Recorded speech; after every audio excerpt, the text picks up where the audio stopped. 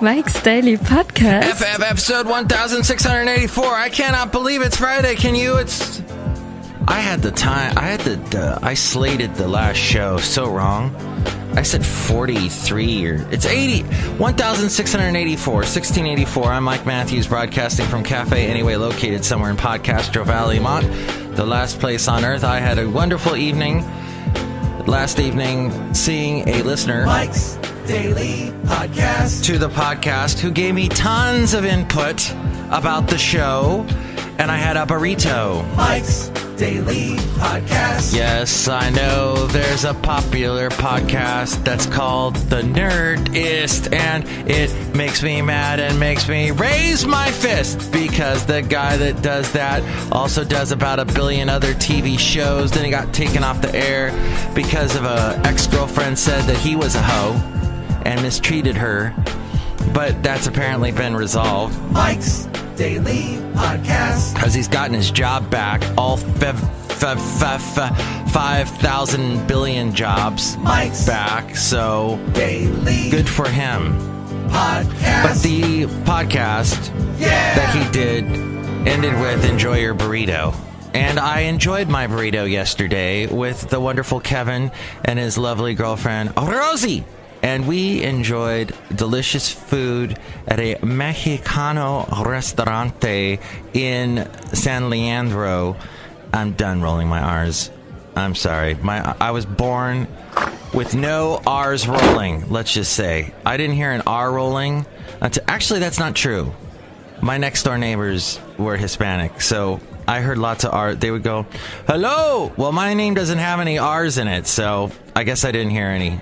Hello, Miguel, is what they would say. The Chavezes. I had the wonderful family known as the Chavezes that lived next door to me in Van Nuys, California, growing up. But they are, I don't know what happened to them. But I don't know what happened to these people that just walked in, and I have not acknowledged them, and I feel bad. Hello, it's Madame Rootabega, and I feel so completely... Exactly. And look who else is here. Hello there, Mike. This is Valentino, the parking attendant. Where is my friend? He is always late when he comes in. Hey, I just drove in. And here's today's podcast picture. I just drove into Café Anyway. It's Bison Bentley. Do you know that? Anyway. And this is Bison Bentley. Do you know that? There we go. We know that now for sure.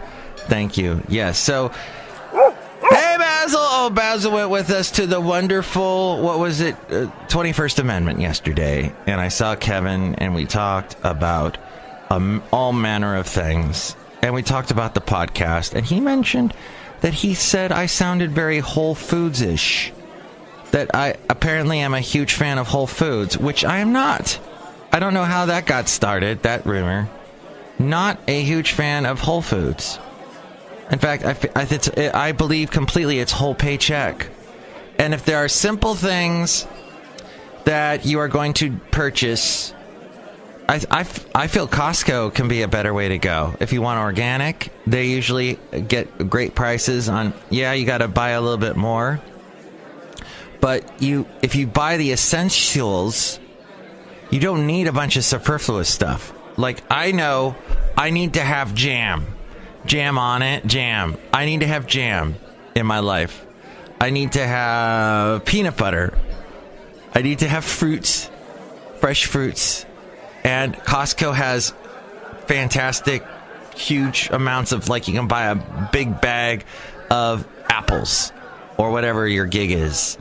And avocados, they had a great deal on avocados, as I was discussing on National Avocado Day. Avocados are avocadoing all over the avocado place.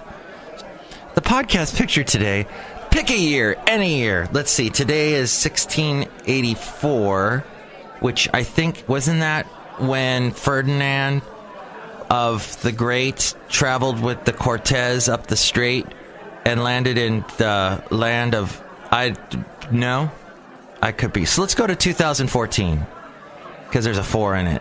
And let's go to July of 2014. Or maybe May. How about May? whatever. Hey, let's look at 2014. I was in the wonderful land of Benicia, and I took a picture of their cool little... They've got this old town... they've got this... So apparently the capital of California used to be in Benicia for about all of 3 years. And if you go to their cool little downtown, what used to be the Capitol building, there is a tiny little replica of the Capitol building as a birdhouse. And as I was discussing with my lovely lady friend, there's a wonderful song by the band They Might Be Giants called Put a Little Birdhouse in Your Soul. And I dedicate this, I don't know if Matt Jason's going to be listening to this podcast, but he and I used to discuss back in the day when we lived in Ventura, and Matt Jason's going to be up in the Bay Area this weekend, so I'm looking forward to seeing him. But he and I used to discuss They Might Be Giants. And, well, they sounded a little something like this.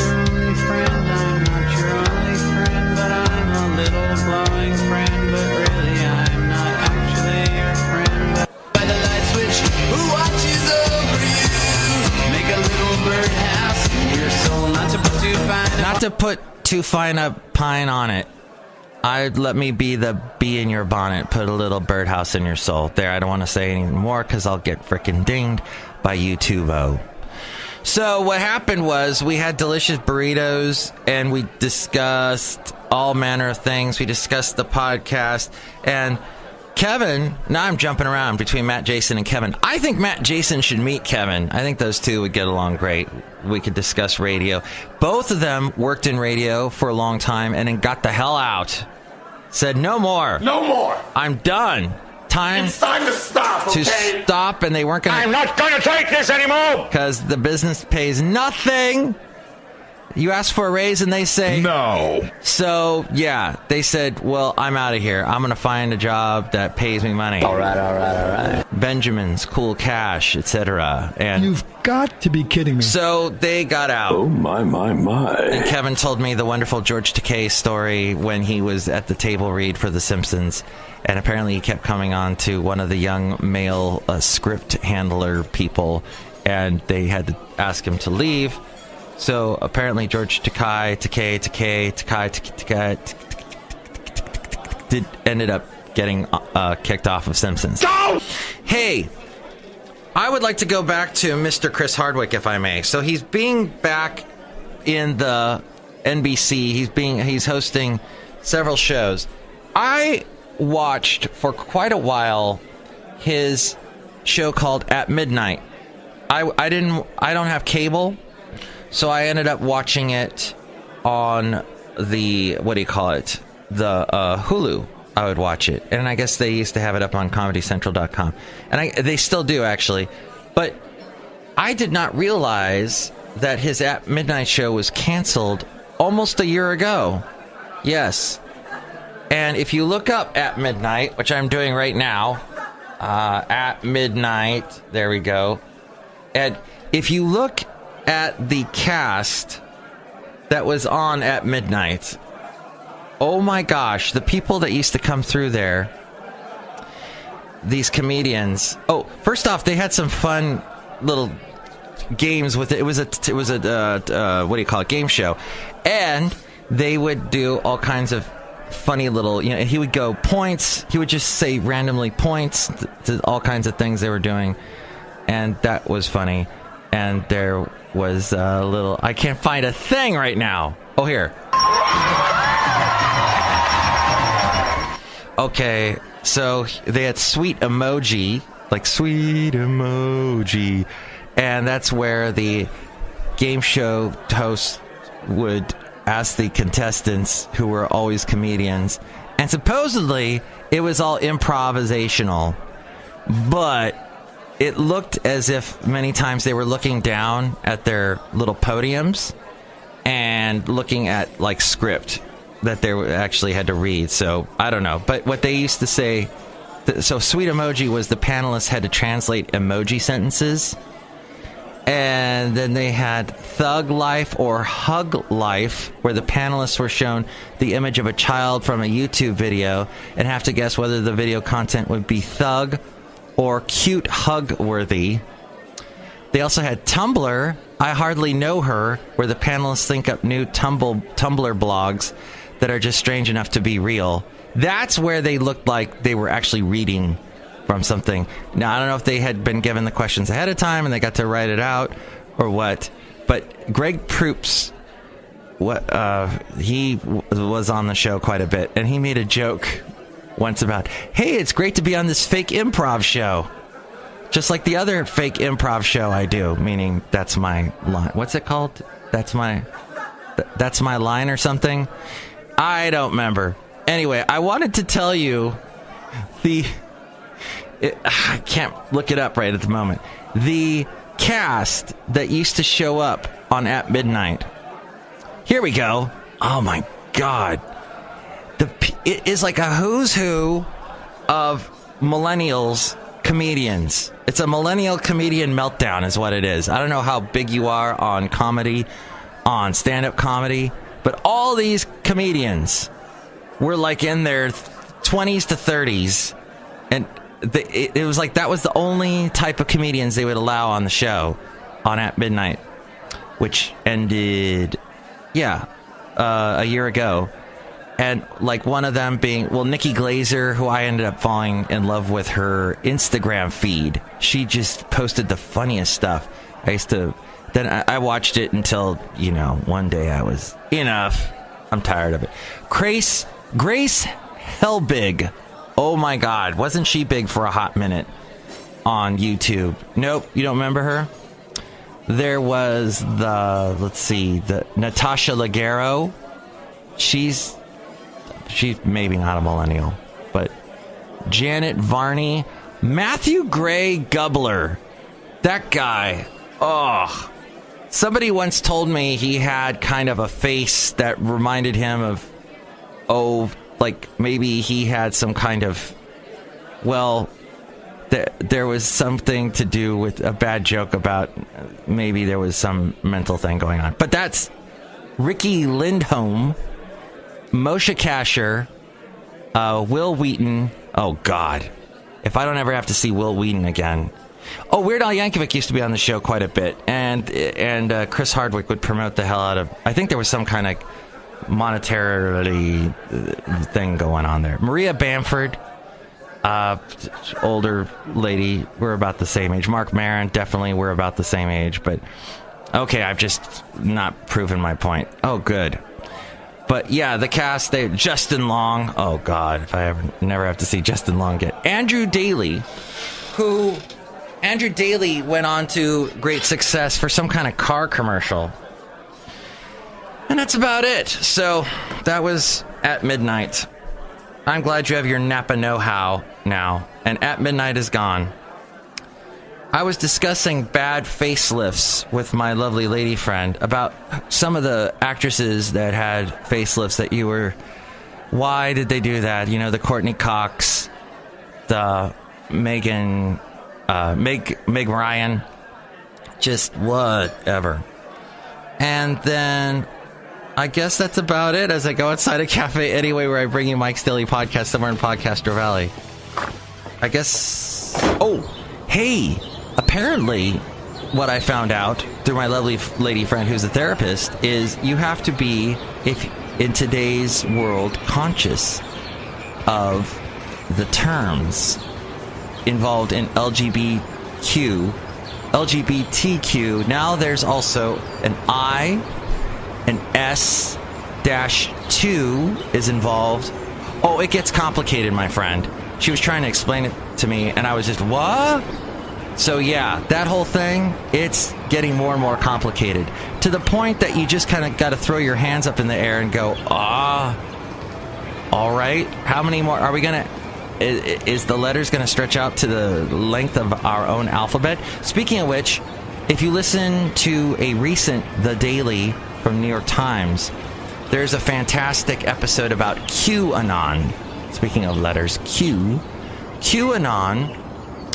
apparently has to do with this belief that Trump is like some kind of super warrior who is going to completely renovate the entire presidency, to the fact that apparently our presidential system has been so corrupt over the years, and Trump is in the process of cleaning it all out.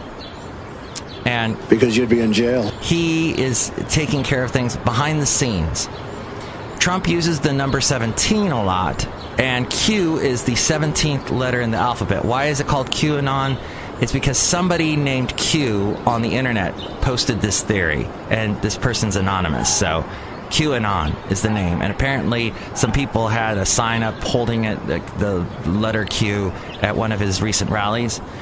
So Q is this thing, and that's also the security level that this person would have to know this. So that's a thing that's going on. And do you believe it? Is it a conspiracy theory? Oh, hell yeah. But I think a lot of Trump followers are conspiracy theorists. And, well, I think a lot of us are conspiracy theorists in today's world with this wonderful thing called the internet that gets us into a heap of trouble. A mess. It's a mess. We believe things that really are a waste of our time, and we need to reconfigure our lives because we can't handle the truth, I guess is what I want to say. And that's... You can't handle the truth! That's about it. That Cody Wilson, by the way, for a hot minute, he was popular because of the whole 3D printer gun thing. And whenever you heard him talk, he would sound like, well, the federal government is trying to keep secrets away from us, like how to build a gun, and I'm just giving that information to the people.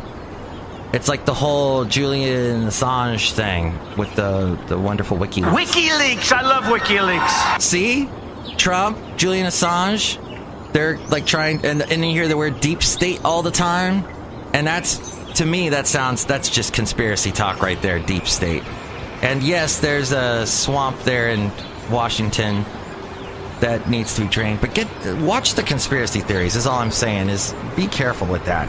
And that's the end of the show. And I don't think I'm going to do a Super Secret Sunday show because my weekends get so busy. But Monday, what do you think about Monday? Let's get together for the Monday show. Let's do that. All right. So don't get a facelift between now and then. Try not to watch anything that Chris Hardwick is in because he's in too many things, and usually the shows he hosts suck. And enjoy your wonderful weekend. Next show, it'll be the wonderful... Who is it gonna be? Chely Shoehart, Floyd the Floorman, and John Deere the engineer. How about that? We'll do that, and that'll be that. Mike's Daily Podcast is written and produced and performed by Mike Matthews. His podcast is super easy to find. Download or listen to his show and read his blog at mikesdailypodcast.com. Email Mike now at mikesdailypodcast@gmail.com. See you tomorrow. Bye!